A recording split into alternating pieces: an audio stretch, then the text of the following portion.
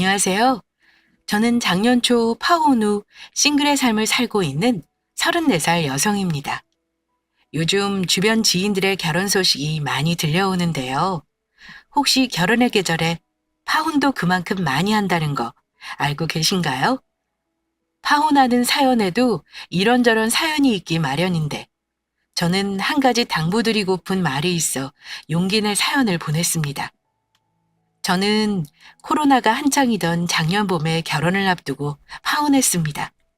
저는 결혼 약속했던 사람과 자그마치 6년을 연애했습니다. 저 25살, 그 사람 26살에 만나 결혼 준비할 때까지 크게 싸움도 한 기억이 없어요. 6년 동안 만나면서 세상에 이렇게 죽이 잘 맞는 사람이 또 있을까라는 생각을 정말 많이 하게 된 사람이었어요. 제가 남자친구 취업할 때까지 뒷바라지 하다시피 돈도 더 많이 쓰고 챙겨주기도 했지만 전혀 아깝다고 생각하지 않은 사람입니다. 오래 만나면 온다는 권태기 한 번 없이 잘 만났고 제가 많이 좋아하기도 했어요. 당연히 결혼은 이 사람과 할 거라 생각했죠.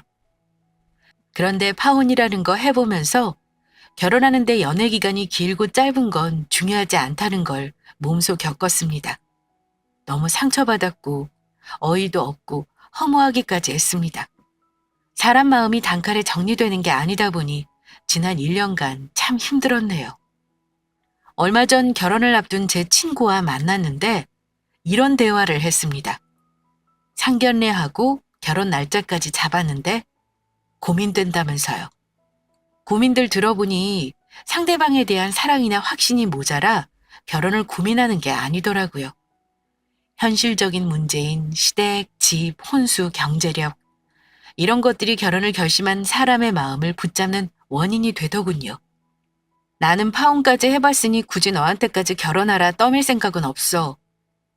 내 생각엔 너 결혼할까 말까 고민하는 자체부터 이미 결혼 글러먹은 것 같은데 대체 이유가 뭐야? 유나야, 글쎄 상견례에 시어머니가 얼토당토하는 요구를 하시잖아. 우리 식구들 그날 집에 와서 완전 초상집 분위기였어. 엄마는 결혼 여기서 없자고 난리시고 내가 아직 결정을 못해서 문제지. 결혼 얘기가 오갔길래 파혼까지 고민하는 거야? 실은 우리가 모은 돈이 얼마 없어서 엄마 소유 아파트에 신혼살림 차리기로 했거든. 내 집 마련할 때까지 보증금 없이 무기한으로 살라고 하신 건데 내가 너무 죄송해서 월 50만 원씩 월세식으로 드리자고 남자친구한테 얘기를 미리 했어. 근데 상견례 때 시어머니가 글쎄 애들이 돈을 준다고 글쎄 그걸 다 받을 생각이냐면서 원래 공짜 전세로 내어주실 생각이었던 정도면 그냥 줘도 되지 않냐고. 그 집을 그냥 주면 안 되겠냐는 거야. 나 참 기가 막혀서 그거 우리 엄마 노후위에서 마련해놓은 아파트잖아. 우리 집이 부자도 아니고 집이 몇 채씩 되는 것도 아닌데 집 내놓으란 소리를 그렇게 쉽게 할 수 있는 거니? 어머, 참 그 심어도 양심 없네. 자기네가 집 해올 능력도 안 되는 주제에 그냥 고맙습니다 하고 월세 내고 살아도 감지덕지인 거 모르나? 서울 시내 어디 아파트가 월세 50에 살 수 있대? 그래서 넌 어쩔 셈이야? 너무 기가 막혔는데 남자친구가 막 말렸거든? 그래서 우리 엄마가 집을 그냥 주라는 말씀인 거냐 두어 번 물어봤어. 근데 너무 당당하게 맞다면서 예쁘게 키운다 시집가는 선물도 주는 게 좋지 않냐는 거야. 우리 엄마 그렇게는 못하겠다 하고 일어났어. 나중에 상견례를 다시 할지 연락을 주고받자고 하고 헤어졌는데 엄마 아빠는 이 결혼 없자고 난리셔. 네 남자친구는 뭐래? 근데 웃긴 게 뭔 줄 알아? 내 남자친구는 글쎄 자기가 더 불쾌하대. 딸인데 월세 받는 게 더 이상한 거 아니냐고 따지더라. 그래서 내가 그냥 부모 도움받지 말고 우리 대출받자 그랬더니 펄펄 뛰면서 공짜로 살 수 있는데 왜 그러냐면서 나한테 화를 내는 거야. 그 말 듣는데 오만정이 다 떨어진 거 있지? 이게 말로만 듣던 거지근성 뭐 그런 거지. 나 이 결혼 안 하는 게 맞는 거지? 친구야, 이미 정답은 나와 있잖아. 너 불구덩이 속으로 네 발로 들어갈래? 지금 파혼하는 게 훨씬 나아. 나 봐라. 파혼하고 더 잘 살잖아. 저도 사실 제 재산 탐내는 예비 시댁 때문에 파혼한 거라 친구 결혼 말리고 싶더라고요. 제 친구는 결국 결혼하기로 한 사람과 결혼을 접었습니다. 제 친구의 이야기긴 하지만 비슷한 문제로 다투다 결혼하지 못하고 헤어지는 커플이 생각보다 참 많아요. 몇십 분도 안 돼서 끝나는 결혼식장에 들어가는 과정이 참 멀고도 험한 과정을 거쳐야 하는 거더군요. 어쨌든 제 얘기로 다시 돌아와서요. 저의 집안은 간단히 말씀드리자면요. 저희 아빠는 군인 출신이세요. 지금은 퇴직하셨고 엄마와 작은 식당 운영하십니다. 군인 외벌이에 저와 제 동생 뒷바라지 하느라 많이 빠듯하셨을 거라 생각해요. 그래도 엄마 알뜰함 덕분에 돈 걱정 안 하고 사십니다. 노후도 다 마련해 놓으셨고요. 제 소개를 간단히 하자면 저는 대학 졸업하고 나서 회사 다녀본 경험이 없습니다. 운 좋게 처음 시작한 사업이 성공해서 지금 서울에 7억짜리 작은 아파트 하나랑 경기 남부 쪽에 아파트 2채 소유하고 있어요. 부동산 자산만 15억 정도 됩니다. 제 배경을 꼭 말씀드려야 파혼 이유도 설명할 수 있을 것 같아 제 사연 들어주시는 분들께 감히 솔직하게 말씀드려 봅니다. 서울 아파트는 제가 10년 동안 모은 돈으로 대출 없이 마련한 100%제 자산입니다. 나머지 경기도 아파트는 대출이 30% 껴있어요. 차도 8천짜리 외제차 대출 없이 사서 끌고 다닙니다. 대신 사업을 하다 보니 현금이 늘 회전시키는 탓에 당장 굴릴 수 있는 여유 자금은 5천 정도입니다. 부모님 도움 안 받고 거기서 결혼 자금을 다 해결할 생각이었어요. 저는 이 정도면 결혼할 때 숙이고 들어갈 필요 없는 스펙이라 생각했습니다. 남자친구는 그냥 회사원이에요. 대기업은 아니지만 그래도 복지 좋고 퇴직 보장되는 회사입니다. 연봉은 6천 정도 된다고 들었어요. 차는 구형 국산차고 아직 가족과 살고 있습니다. 모은 돈은 제가 듣기론 4천 정도였고요. 경제적인 부분은 결혼 준비하면서 대략적으로 알게 된 거지만 남자친구에게 저의 모든 재산을 오픈하지는 않았습니다. 왜냐하면 남자친구 쪽에서 요즘 반반 결혼을 많이 한다면서 동등하게 결혼하는 걸 얘기했기 때문이에요. 그래서 저도 굳이 여유 있는 쪽에서 많이 해가야겠다고 하지 않았고요. 결혼 준비하면서 비슷하게 맞춰갈 생각이었습니다. 재산이야 어차피 결혼하면 다 알게 될 거고 또 제가 결혼 전 모은 재산을 결혼한 후 남편과 나눌 생각은 전혀 없었기도 했고요. 남자친구는 제 정확한 재산에 대해서는 몰라요. 처음 만나기 시작할 때 서울 아파트 장만하려고 돈 모으느라 데이트 비용 아끼자 했던 건 압니다. 제가 그 아파트 장만할 때 10년간 모은 돈으로 집 산다고 누누이 말했던 터라 아마 그 아파트만 있는 줄 알았을 겁니다. 제가 늘 똑똑한 체하며 그 아파트를 뿌듯해했었거든요. 서울 변두리고 평수가 작긴 해도 어쨌든 샀을 때보다 많이 오른 것도 남자친구가 알고 있고요. 반면 남자친구는 집안이 그렇게 여유롭진 않았어요. 직장 생활한 것도 갓 5년이 넘었을 때이니 집은 당연히 없었고 현금 4천 정도 공상맞게 데이트 비용 아껴가며 겨우 모은 겁니다. 여유 있었던 저와는 달리 남자친구는 늘 돈돈거리는 때가 많았어요. 그러다가 알게 된 게 남자친구가 부모님 대출 갚는 것도 보태고 있고 용돈까지 매월 50만 원씩 보내고 있었던 걸 알게 되었습니다. 부모님 병원비, 건강검진 비용, 명절 용돈, 생신 용돈. 남자친구 아버지가 남자친구 차를 사용하고 있어서 차 세금이랑 보험금, 심지어 각종 과태료 등등 자질구레한 것까지 본인이 다 내고 있었습니다. 그러면서 자기 월급으로 힘들었는지 가끔 저한테 신세 한탄한 적도 있었어요. 여자들은 시집가면 끝인가 봐. 우리 누나들 말이야. 진짜 너무한 거 아니야? 아들만 자식이냐고. 아니 결혼해서 살림 빠듯하다고 부모님 용돈도 잘 안 보내주고 나한테 다 맡겨버리니까 나도 너무 힘들어.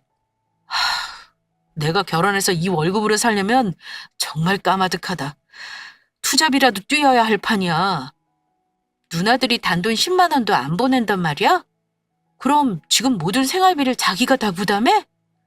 월급이래봤자 월 300이 고작인데 결혼하고 그걸로 생활이 안 될 것 같은데? 그래도 네가 나보다 많이 버니까 정말 다행이다. 안 그랬으면 우리 결혼할 생각은 못 하는 거지 뭐. 서울에 너 집도 있잖아. 그거 많이 올랐던데 그걸 팔면 여유자금도 몇 억 생기겠다. 그렇지. 그전까지는 아무 생각 없다가 결혼 준비하면서부터는 돈 없다는 뉘앙스의 말을 들으면 마음이 걸리더라고요. 아예 자기 버는 돈은 부모님 생활비로 저당 잡히는 게 당연한 듯 하라는 것 같아 기분이 영 좋지 않았고요. 그런 말 들으니까 예비 시부모가 과연 노후는 준비해 놓았을까 걱정이 되는 거예요. 오빠, 물어볼 게 있는데 기분 나빠하지 말고 대답해줘. 우리 부모님은 노후 준비 완벽하게 되어 있어서 나중에 자식들한테 손 일절 안 벌릴 거라 그러셨어. 혹시 자기 부모님은 노후 준비는 잘 되어 있으신 거야? 보험 같은 건 어떻게 들어놓으신 건지 알고 있어? 하고 직설적으로 물어봤습니다. 그랬더니 나야 모르지. 부모님 노후를 내가 알아야 해? 보험은 내가 내드리고 있어. 실비랑 안보험은 있지. 이러는 겁니다. 그래서 제가 놀라서 아니 왜 몰라? 부모님 재산이나 빚은 몰라도 대충 분위기 보면 알잖아. 부모님이 노후 대책에 대해서 자식들한테 아예 말을 안 하셨다고? 했더니 갑자기 정색하면서 부모님 노후 준비를 내가 어떻게 알아? 그리고 내가 부모님 돈 많은지 적은지 주머니 사정을 속속들이 안다고 달라지는 게 있어? 너는 왜 그렇게 속물 같은 소리를 하냐? 우리 부모님 노후 준비 안 돼서 너한테 기댈까봐 물어보는 거야? 내가 속물이 아니라 당연히 결혼할 상대방 부모님 노후라던가 생활비라던가 궁금할 수 있는 거 아니야? 결혼하면 내가 같이 부담해야 할 수도 있는 거잖아. 한마디로 지금 상황이면 오빠 앞으로 딸내 식구가 2명이란 얘기고 결혼하면 내가 같이 부양해야 하는 건데 왜 내 질문을 오빠나 부모님 재산이랑 노후에만 초점을 맞춰서 기분 나쁘다고 해? 내가 물어본 의도는 그런 게 아니잖아. 저는 솔직히 남자친구의 반응이 이해가 안 되는 겁니다. 아무리 결혼을 둘이서 하는 거라지만 자식한테 나중에 손 벌리지 않을 만큼의 경제력도 중요하다고 생각하거든요. 결혼하기 전에 상대방 부모님 경제력 궁금한 건 당연한 거 아닌가요? 저는 제가 속물 같은 사람이라고 생각하지 않습니다.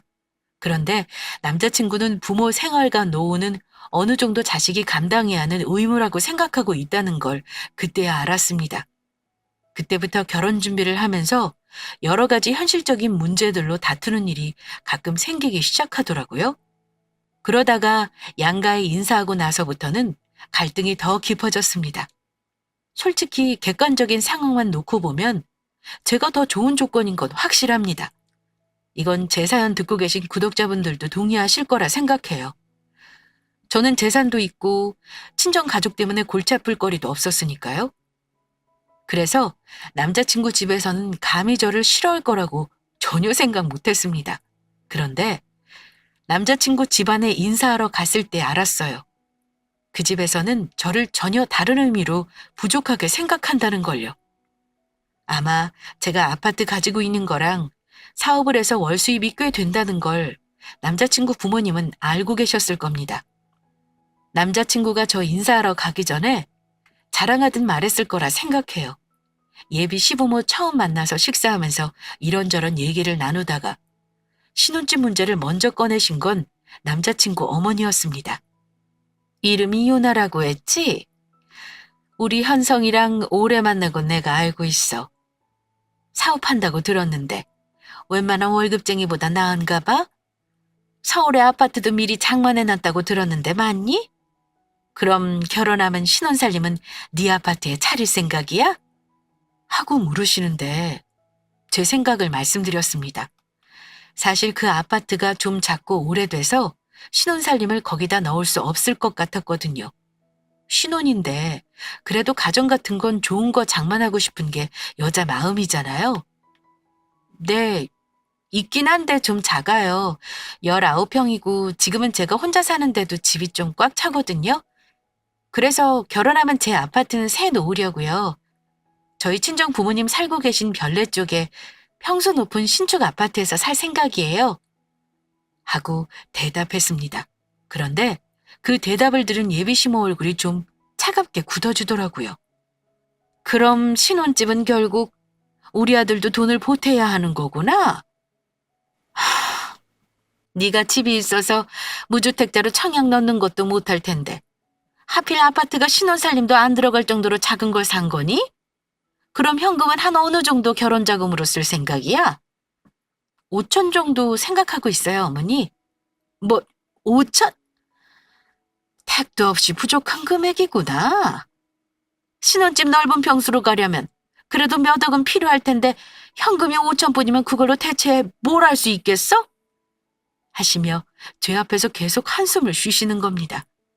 옆에 있던 남자친구가 자기 엄마 한숨 쉬는 거 보면서 끼어들어 말하더라고요. 엄마, 유나랑 내 돈이랑 같이 합치면 영혼까지 끌어모아서 대출받을 거야. 엄마가 왜 그걸 걱정해요? 걱정 말라니. 현성아, 네 누나들을 봐라. 큰 누나 은행 다니고 둘째 누나 교사면서 알뜰하게 모아 결혼할 때 대출 하나 없이 시작했잖니? 근데 결혼한다는 애가 고작 현금이 5천밖에 없다는 게 걱정이 안 되겠어? 부자지간 대화 듣고 있는데 제가 죄인이 된 것 마냥 주눅이 들고 어쩔 줄을 모르겠는 겁니다. 그런데 듣다 보니까 점점 기분이 이상해지더라고요. 그게 제가 미안해하고 굽히면서 해야 할 결혼인가 싶어서요. 벌이는 뭐 말할 필요도 없이 제가 3배는 더 벌고 혼수며 살림이며 몇 가지 빼고는 다 제가 지금 쓰고 있는 가구나 가전으로 들어놓을 텐데 말입니다. 제 살림 전부 비싼 것들이고 독립할 때 산 거라 산지 2년도 채 안 된 것들이 대부분이었거든요. 근데 예비시모가 저런 식으로 한숨 쉬며 현금 없다고 한탄하신 거 들으니까 기분이 묘했어요. 심지어 뭘 하셨냐면요. 차라리 그 집 팔아서 다른 집을 사고 여유자금을 갖고 있지 그러니? 이러시는데 말문이 막히더라고요. 참고로 제 아파트는 팔려면 팔 수 있긴 합니다. 근데 그 당시 팔면 손해였어요. 주위에 역사가 들어선다 했고 대규모로 재건축하는 단지가 있어서 집값이 오르면 올랐지 떨어지진 않을 것 같았거든요. 근데 넌지시 그 집을 팔았으면 하는 기색을 내비치시길래 기분이 좀 그랬습니다. 게다가 제가 타고 온 차를 트집 잡기까지 하셨어요. 너는 나이도 어린애가 건방지게 저런 외제차를 샀어? 그걸로 알뜰하게 결혼자금 쓸 생각을 했어야지. 하나를 보면 열을 알지. 저거 혹시 대출 잔뜩 끼어있는 차 아니니? 할부로 샀을 거 아니야? 하시길래 아니요 어머니 저건 할부 안 하고 제 돈으로 산 제 차예요. 사업하려면 솔직히 보이는 것도 중요해서요. 그래서 저한테는 필요한 겁니다. 그랬더니 어머니가 더 언성을 높이며 한 소리 하시더라고요. 세상에 저런 차를 현찰로 샀으면 그게 더 손해다. 그 큰 돈으로 다른 거에 투자했어야지. 아니면 현금으로 가지고 있던가.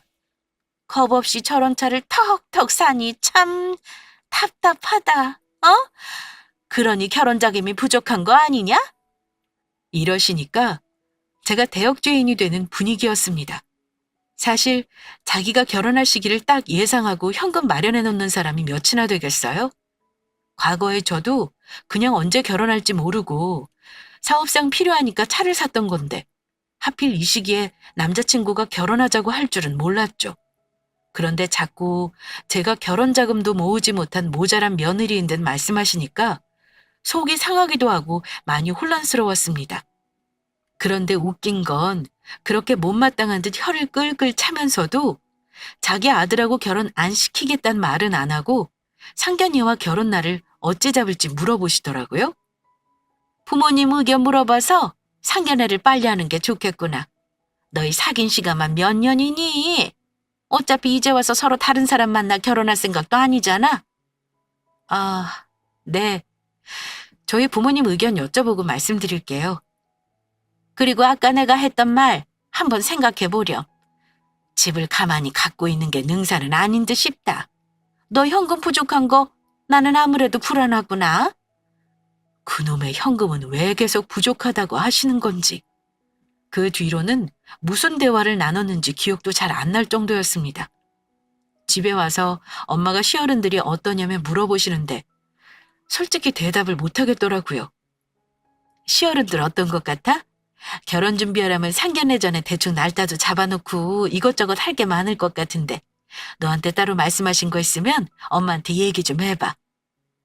엄마는 이미 제 남자친구를 사윗감으로 생각하셨기 때문에 제게 시댁에 인사드리고 나서 혼란에 휩싸였다는 걸 모르시는 눈치였습니다. 우리 딸 인물 이쁘고 나이 딱 좋고 집까지 있는데 1등 며느리 대접 안 받을 이유가 없지? 저렇게 말씀하시니까 결혼 안 하겠다는 말이 목구멍에 걸려 나오지가 않았어요. 엄마, 상견례 날짜 먼저 의견 맞춰서 정하자고 하셨어. 다른 건 구체적으로 얘기한 거 없고 현성 오빠랑 상의할 게 좀 있어서 그거 결론 내면 말씀드릴게요.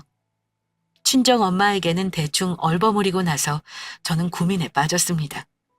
연애할 때는 보이지 않았던 예비시댁의 경제력, 준비 안 된 노후, 현금이 없다며 은근 타박하며 왠지 내 집을 탐하는 것 같은 시모의 태도 등등이 머리를 어지럽게 했습니다.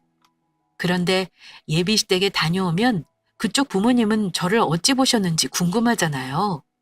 사실 시모가 저 현금 많이 없다고 걱정하듯 말할 때 이미 눈치는 챘지만 저를 마음에 안 들어 하시는 것 같은 느낌이 들기도 했어요. 그래서 남자친구에게 물어봤습니다. 어머니가 나 어떻다고 하셔? 어, 일찍부터 사업해서 그런가 세련되고 이쁘다고 하셔. 내가 너 능력 있는 여자라고 엄마 앞에서 칭찬 좀 했지. 그래? 근데 내 느낌에는 그날 나를 마뜩찮아 하시는 것 같았어. 내가 한참 오빠보다 모자란 것처럼 말씀하시길래 기분이 좀 그렇더라. 아들이는 엄마들이 좀 그렇잖아. 아들이 더 잘났고 아깝고 하신 거지. 너도 시간이 지나면 예뻐하실 거야. 그러니까 너도 예쁨 받을 행동 많이 하고 노력 좀 해봐. 근데 남자친구 입에서 예쁨 받을 행동이라는 말을 들으니까 순간 기분이 안 좋은 겁니다. 제가 굳이 예쁨 받을 행동을 해서 시어른에게 잘 보여야 하는 이유가 뭔지 모르겠더라고요. 아니, 예쁨 받을 짓을 어떻게 해야 하는 건데? 오빠는 우리 부모님한테 예쁨 받기 위해서 노력하는 거 있어? 말해봐. 나도 그거 똑같이 할 테니까. 이런 내가 며느리감으로 마음에 안 드시면 어쩔 수 없는 거지 뭐. 결혼 안 하면 그만인 거 아니야? 아이, 뭘 그렇게 예민해. 말이 그렇다는 거지. 보통 며느리가 시모한테 더 잘 보이려고 애쓰는 게 당연한 거 아닌가? 어머니가 너 싫어하는 거 아니니까 너무 그렇게 기분 나빠할 필요 없어. 결혼 전에도 너 데리고 자주 오라고 하셨다니까.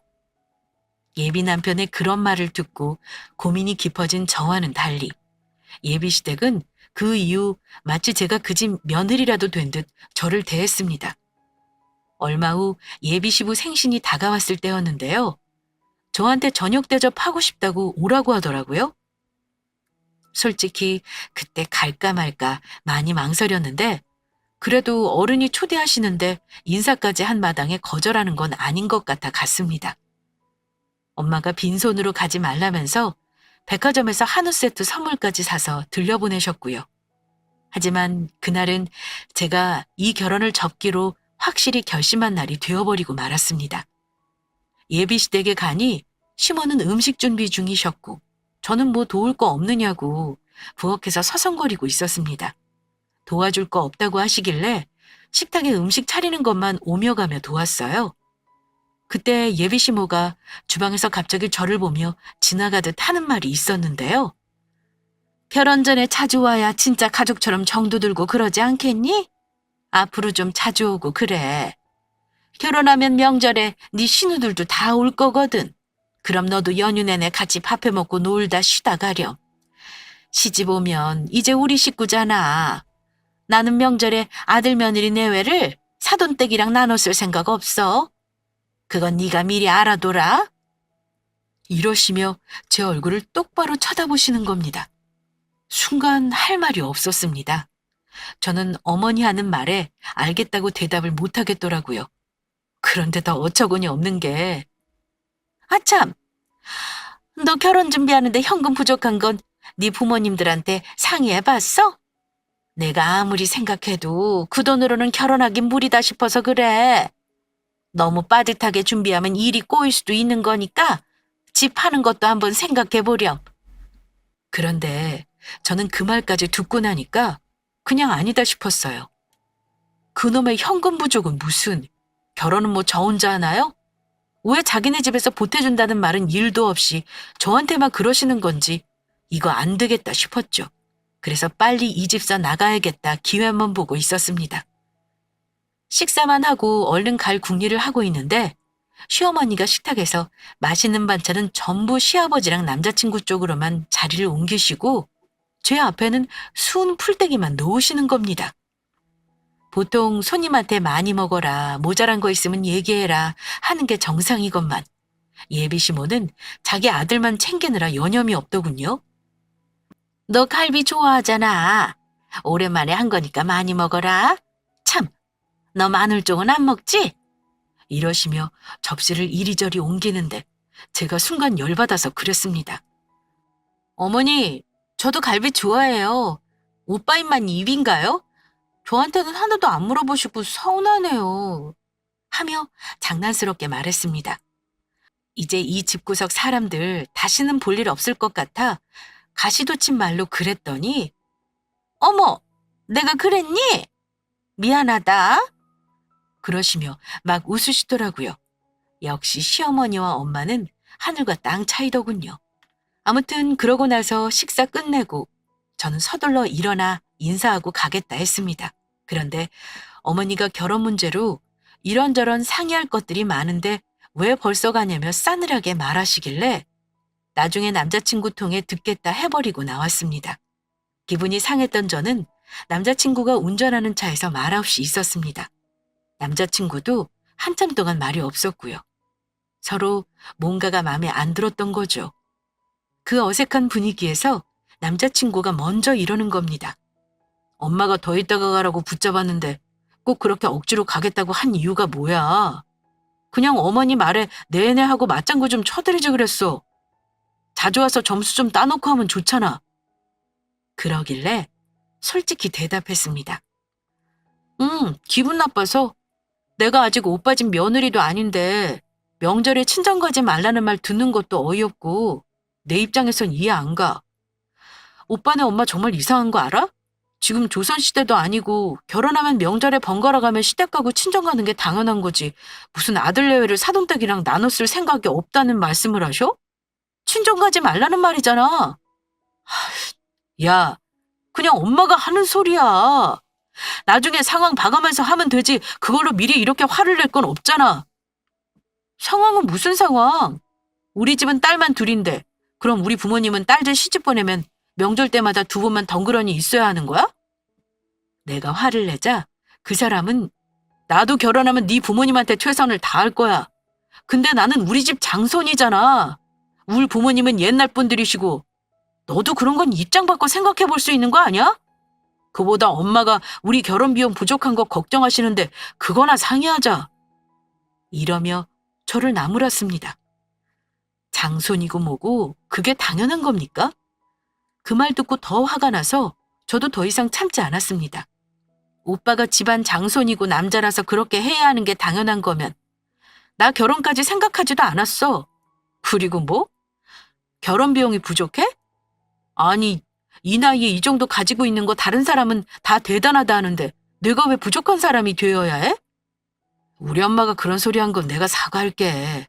엄마는 우리가 모은 돈이 없어서 일 틀어질까 봐 그걸 걱정하시는 거야. 지금 너는 닥치지도 않은 일에 너무 예민하게 구는 것 같다. 이런 건 나중에 얘기해도 되는 문제야. 우리가 지금 그런 사소한 거 가지고 싸울 때가 아니잖아. 그보다 내가 더 중요하게 할 말이 있어.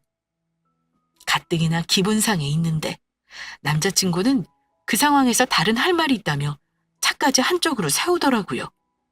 내가 한참 고민해 본 건데 내 말 오해하지 말고 들어. 나도 다 생각이 있어서 그런 거니까. 아까도 말했지만 우리 현금이 너무 부족하잖아. 그래서 말인데 너 그 아파트 말이야. 우리 엄마 드리는 게 어떨까? 그 말을 듣는데 기가 막혔지만 무슨 개소리를 더 하는지 들어보자는 싶어서 어쩌고 싶은 생각이냐고 되물었습니다. 그거 평수 작아서 어차피 우리는 전세 얻어야 하는 거잖아.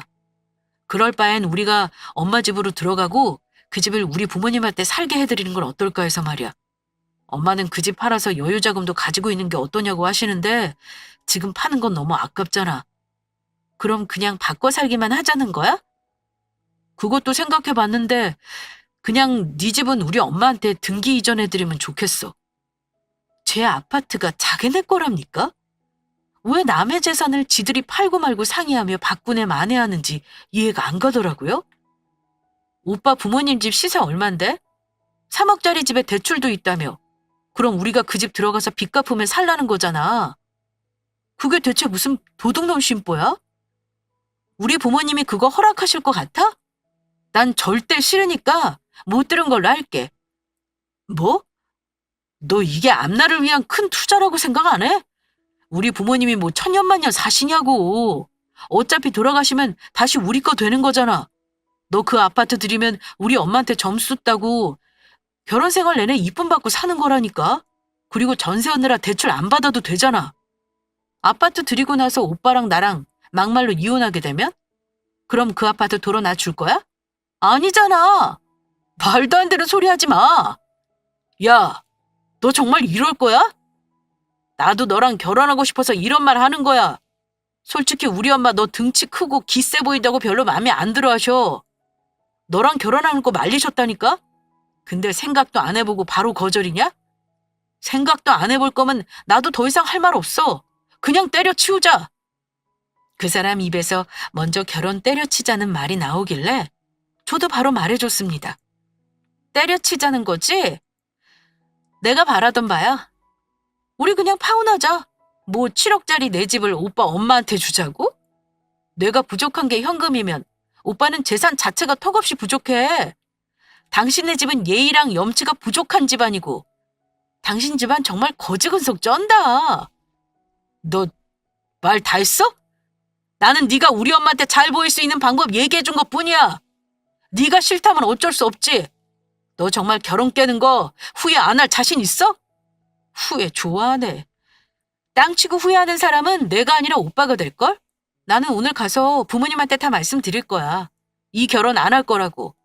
오빠도 알아서 말하고 여기서 끝내자. 우린 인연이 아닌 것 같아. 결혼은 없었던 걸로 해. 내 집에 오빠 물건들이나 당장 찾아가.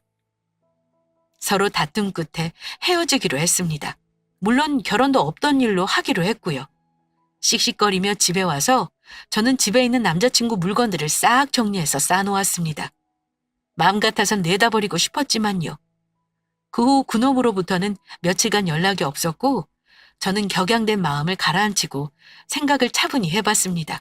그러자 헤어짐에 대한 생각은 더 명확해지고 제가 당했던 상황들이 객관적으로 보이더라고요. 이미 답은 정해져 있었습니다. 이대로 끝나는 것도 나쁘지 않았죠. 그냥 서로 손해볼 거 없이 마음만 정리하면 그만인 거니까요. 그런데 남자친구 놈이 찾아왔더라고요. 어차피 한 번은 겪어야 할 일인 것 같아서 만났습니다. 저는 남자친구 물건을 돌려주면서 헤어지자 얘기했고요. 그랬더니 그놈이 정윤아, 너는 그동안 사귄 게 다 아무것도 아닌가 봐. 아주 정리가 쉽다. 이렇게 헤어지면 누가 더 손해인 것 같아? 남자는 손해볼 거 없어. 나야 지금이라도 너보다 어리고 괜찮은 여자 만날 수 있거든? 근데 그 말 들으니까 너무 화가 나는 겁니다. 그냥 깔끔하게 헤어지면 될 것을 누가 누구 보고 손해니 뭐니 하는지 참 졸렬하다 느꼈습니다. 그런 놈한테는 나도 똑같이 대해줄 필요가 있었죠. 오빠 생각은 그렇구나. 나를 그렇게 하찮게 여기는 줄은 몰랐네. 잠깐만. 내가 마지막으로 오빠한테 보여줄 게 있는데 지금 문자로 보내줄게. 그거 보고 객관적으로 내가 오빠보다 더 좋은 사람 만날 수 있는지 아닌지 한번 판단해봐. 저는 그놈 핸드폰으로 메시지를 전송했습니다. 잠시 후 문자를 확인한 그놈 눈이 커지더니 당황한 얼굴로 이러더군요. 김준아, 너 이거 뭐야? 이거 계약서잖아. 이거 다 네 이름으로 되어 있는 거라고? 너 그 아파트만 갖고 있는 거 아니었어? 제가 그 사람에게 보낸 건 개인정보를 가리고 찍은 제 소유 아파트 매매 계약서였습니다. 그놈이 알고 있는 서울 아파트 외에 경기 남부에 가지고 있는 아파트 2채, 그리고 그 사람에게 말하지 않았던 정기 예탁금으로 묶어놓은 제 현금 자산 1억도 인증해줬습니다. 파혼하고 후회할 사람이 누구인지 잘 생각해봐. 나겠어? 오빠겠어? 오빠는 내 아파트가 그렇게 탐났어? 그 집 어머니 주자고 하면 내가 허락할 거라고 생각한 자체가 코미디다 정말. 나중에 오빠 혹시 결혼할 여자 생기면 절대 그러지 마라. 아무리 오래 사귀었다지만 내 재산은 오빠 거가 아니잖아. 무슨 권리로 줘라 마라 해? 야, 너야말로 그동안 나 속인 거네. 이렇게 돈 많으면서 없는 척하고 너야말로 나한테 그 오랜 세월 사기친 거 아니야? 내가 돈 없다 궁상 떨 때 너 속으로 겁나 비웃었겠다. 너는 나를 처음부터 안 믿었던 거네. 그러니까 네 재산 투명하게 오픈도 안 하고 나한테 거짓말한 거잖아. 난 거짓말한 적 없어. 그냥 말을 안 했을 뿐이야.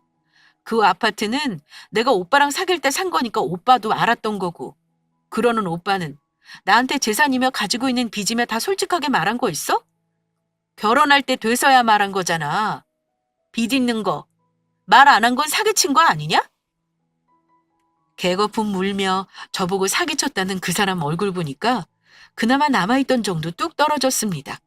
짐이고 뭐고 다 불태워버릴 것을 고작 저런 꼴 보겠다고 저 인간 짐을 뭐하러 고이고이 싸뒀던 걸까요?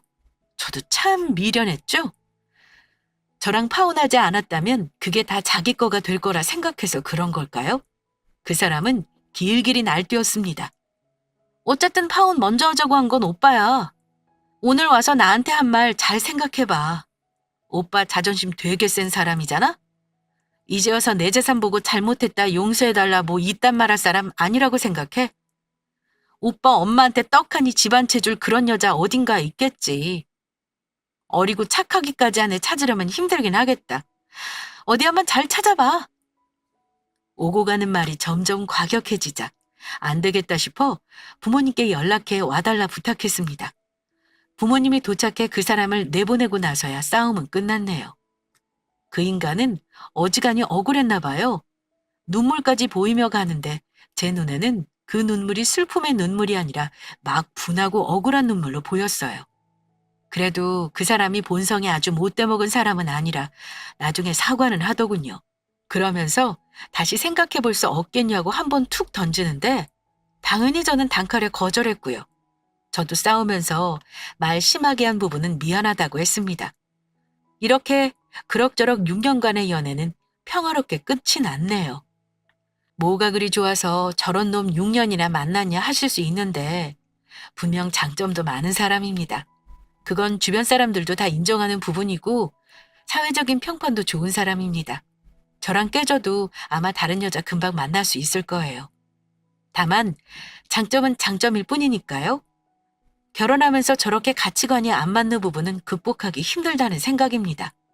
내가 피땀 흘려 마련한 재산을 마치 과자 하나 주듯 자기 엄마한테 주자고 하는 남자가 여러분은 이해가 가시나요? 연애할 때 저런 생각 가진 거 알았으면 결혼 말 나오기 전에 진작에 끝냈을 겁니다. 좋을 때 잘해주고 다정한 건 당연한 거니 그런 건 제 사연에 굳이 넣지는 않았어요. 하지만 저희도 긴 세월 연애하면서 좋을 때도 분명 있었습니다. 하지만 인간이 좋다고 해서 남자로서도 좋을 수 없다는 걸 새삼 깨달았네요. 예비시댁이 될 뻔했던 곳이랑은 딱히 말 섞기 싫어서 그 이후 연락처 차단했어요. 헤어짐은 남인데 이제 거기도 저랑 상관없는 남남이잖아요. 어차피 그 인간도 끝난 문제는 칼같이 잘 끊는 사람이라 저한테 연락 안 오게 자기 부모한테는 알아서 잘 설명하겠죠. 저는 파혼하고 나서 역시 결혼은 저의 길이 아닌 것 같다는 생각이 들었어요. 친구들도 그맘때쯤 결혼을 많이 했거든요. 사연 처음 말씀드렸듯 그중에 한 친구 예비시댁이 저와 비슷한 거지근성 시댁이길래 친구 결혼도 뜯어 말렸던 거고요. 생각보다 저 같은 이유로 파혼하는 사람이 많은 것 같아요. 저는 그냥 결혼은 포기하고 당당하고 씩씩하게 솔로의 생활을 맞이하렵니다. 내년에는 사업이나 더 잘 꾸려가려고요. 다가오는 추운 계절, 건강관리 잘하시고 마음은 늘 따뜻하시길 바라며 제 사연은 여기서 마무리하겠습니다. 감사합니다.